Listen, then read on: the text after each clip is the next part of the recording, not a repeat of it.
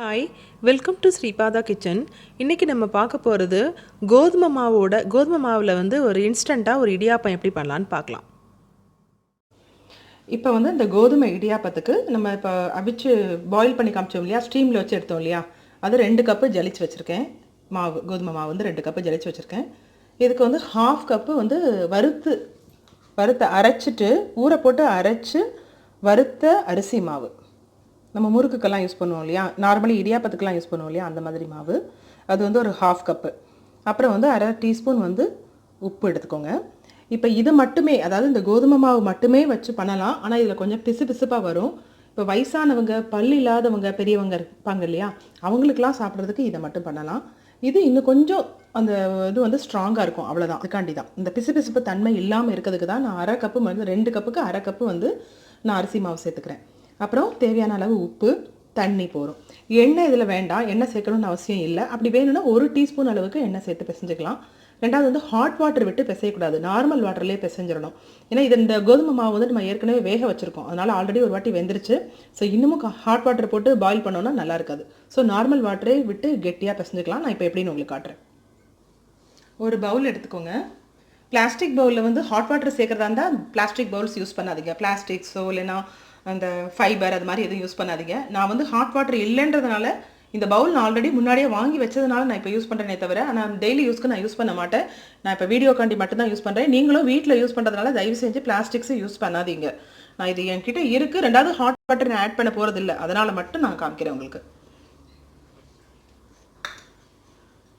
2 cup மாவு போட்டாச்சு. இந்த 1/2 கப்பு அரிசி மாவு போட்டாச்சு. 1/2 டீஸ்பூன் அளவுக்கு உப்பு போட்டாச்சு. உப்பு கம்மி பண்ணிக்கோங்க, ஏன்னா சட்னியோ ஏதோ சாப்பிடும்போது அதில் உப்பு இருக்கும், அதனால். இப்போ பாருங்கள், இந்த 3ஐயும் நல்லா கலந்துக்கலாம். இப்போ எண்ணெய் ரொம்ப வேண்டாம், சும்மா 1 டேபிள் ஸ்பூன் மட்டும் சேர்த்துக்கோங்க. முதல்ல இந்த எண்ணெயும் உப்பும் நல்லா மாவோடு கலந்து கட்டட்டும்.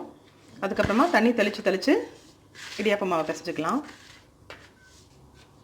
இதுக்கு தண்ணி அதிகம் தேவைப்படாது, கொஞ்சம் பார்த்து விட்டு பண்ணிக்கோங்க, பிசைஞ்சுக்கோங்க.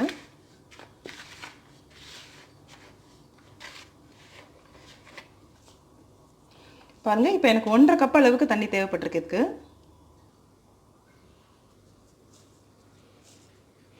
இடியாப்ப உலக்குள்ளே போகிற மாதிரி இப்படி குட்டி குட்டியாக உருட்டி வச்சுக்கலாம். இடியாப்பு வழக்கில் இடியாப்பம் பிழிகிற அந்த கண்ணுல அச்சு போட்டிருக்கேன். எண்ணெய் தடவிருக்கேன். இதுலேயும் இட்லி தட்டுக்கும் எண்ணெய் தடவி வச்சுருக்கேன்.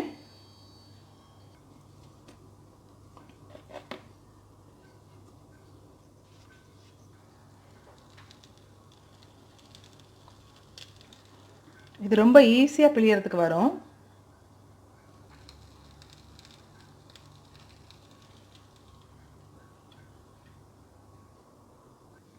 இப்போ இட்லி குக்கரில் வச்சுட்டு ஒரு 3 நிமிஷம் மட்டும் வேக வச்சு எடுத்துடலாம். குக்கரில் வச்சிங்கன்னா விசில் போடாமல் வைங்க. இதுக்கு தொட்டு சாப்பிட்றதுக்கு சட்னி ரெடி ஆயிடுச்சு. இடியாப்பம் வெந்துருச்சான்னு பார்க்கலாம்.